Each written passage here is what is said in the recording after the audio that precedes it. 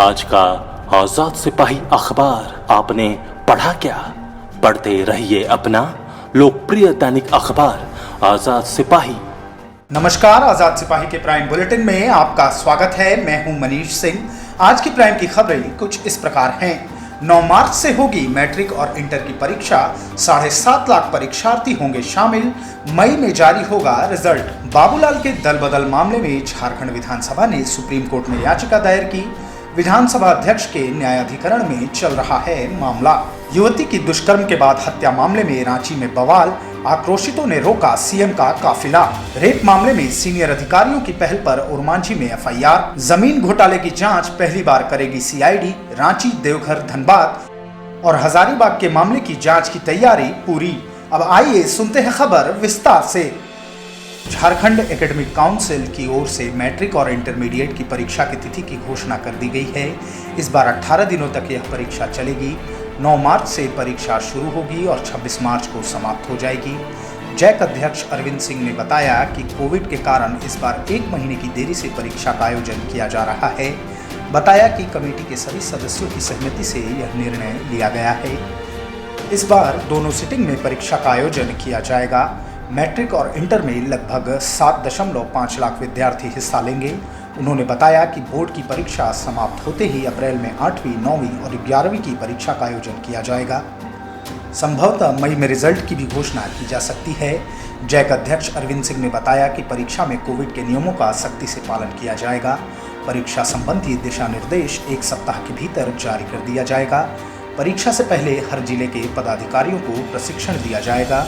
बहुत जल्द इसकी तैयारी शुरू कर दी जाएगी। अध्यक्ष अरविंद सिंह ने बताया कि कोविड के कारण इस सत्र में पढ़ाई पूरी तरह बाधित रही है। इसके कारण शिक्षा विभाग की तरफ से सिलेबस में 40% की कटौती की गई है। इसके साथ ही जैक ने सवाल के पैटर्न में बदलाव किया है। इस बार 40% ऑब्जेक्टिव सवाल पूछे जाएंगे।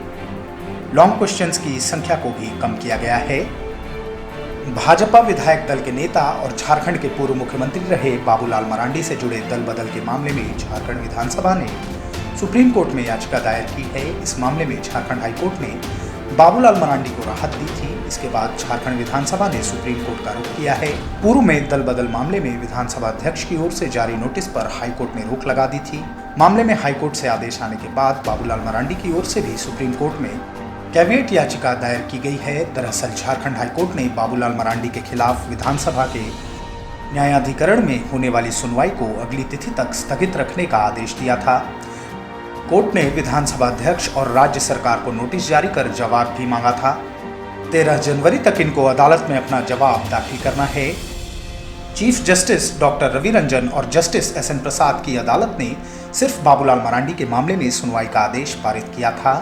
अब यह विधानसभा अध्यक्ष पर निर्भर करता है कि प्रदीप यादव और बंधु तिर्की के मामले में सुनवाई जारी रखें या फिर उसे भी रोक दें। ओरमांझी में युवती के साथ दुष्कर्म के बाद हत्या और सिरकटी लाश बरामद मामले में रांची के युवा खासे आक्रोशित हो गए हैं। विरोध जताने हजारों की संख्या में युवा राजधानी के किशोरगंज चौक पर पहुंचे। इस दौरान वहां से सीएम का काफिला गुजर रहा था।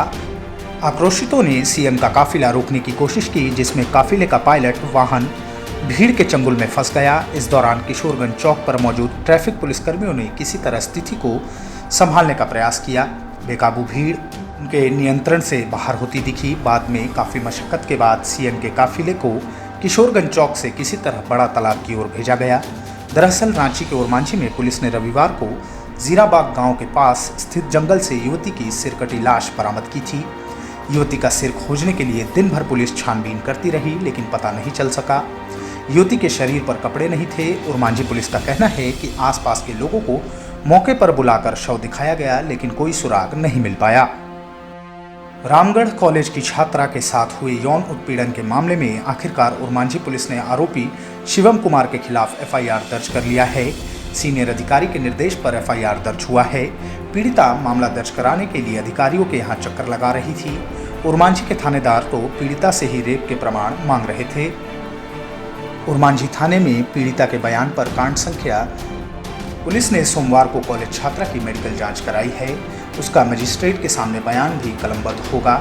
आरोपी युवक गोला में बंधन बैंक में काम करता है। उस पर आरोप है कि वह छात्रा को यह प्रलोभन दिया करता था कि वह उससे शादी कर लेगा। युवक ने छात्रा से शारीरिक संबंध भी बनाए, नकदी भी ली और 15 दिसंबर को दूसरी लड़की से शादी कर ली।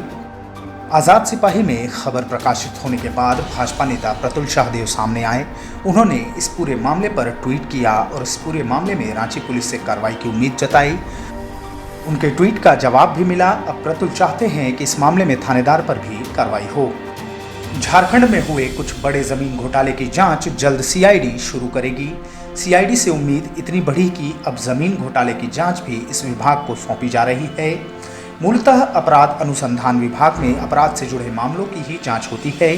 सीआईडी के अधिकारियों की मेहनत ने इस तरह इस विभाग की छवि बदली और लोगों का भरोसा जीता कि अब जमीन घोटाले की जांच भी सीआईडी को दी जा रही है। रांची, देवघर, धनबाद, हजारीबाग के बड़े जमीन घोटालों की जांच 1-2 दिनों में शुरू हो जाएगी। सीआईडी के अधिकारियों ने इसकी पूरी तैयारी कर ली है। भू राजस्व विभाग की ओर से इसकी अनुशंसा की गई थी। खेलगांव ओपी क्षेत्र के बड़गाई में 54 एकड़ सरकारी जमीन को एनआईसी के कर्मचारियों और कुछ अधिकारियों ने निजी व्यक्ति के नाम कर दिया। इस संबंध में जब खबर प्रकाशित हुई तो सीओ ने स्थानीय थाना में मामला दर्ज भी करा दिया, जिसमें नारायण सिंह का पुत्र मनन गोप, नरेंद्र गोप और एनआईसी के कुछ अधिकारियों और कर्मचारियों को आरोपी बनाया गया है। 3 माह पहले पूरी जमीन गैर मजरूआ थी। ऑनलाइन बंदोबस्त निजी व्यक्ति के नाम कर दिया गया है। स्वर्णरेखा नदी के किनारे 100 एकड़ जमीन, भुसुर नदी के किनारे 25 एकड़ जमीन, जुमार नदी के किनारे जमीन पर भी जमीन माफियाओं की नजर है। देवघर में वहां के अंचलाधिकारी अनिल सिंह की भी भूमिका की जांच होनी है। साथ ही वहां रजिस्टर्ड 2 को फाड़ा गया है, इसकी भी जांच की जाएगी। देवघर और धनबाद में अरबों रुपए की सरकारी जमीन में गड़बड़ी की गई है।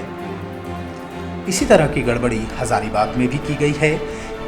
सभी मामलों की जांच 1-2 दिनों में सीआईडी करेगी। झारखंड में सरकारी जमीन की लूट पहले से होती आ रही है। साथ ही वन विभाग की भूमि भी आम लोगों के नाम पर बंदोबस्त की जा रही है। बड़का गांव में सरकारी जमीन में हुई गड़बड़ी के लिए जांच टीम भी बनी थी। वहां कुछ सरकारी जमीन पर कुछ लोग मुआवजा निकाल लिए। झारखंड के हर जिले में अगर सरकारी जमीन की गड़बड़ी की जांच हुई तो आरोपी अधिकारियों की एक लंबी लिस्ट बन जाएगी। आज के प्राइम में बस इतना ही। आगे की न्यूज अपडेट्स जानने के लिए देखते रहिए आज़ाद सिपाही।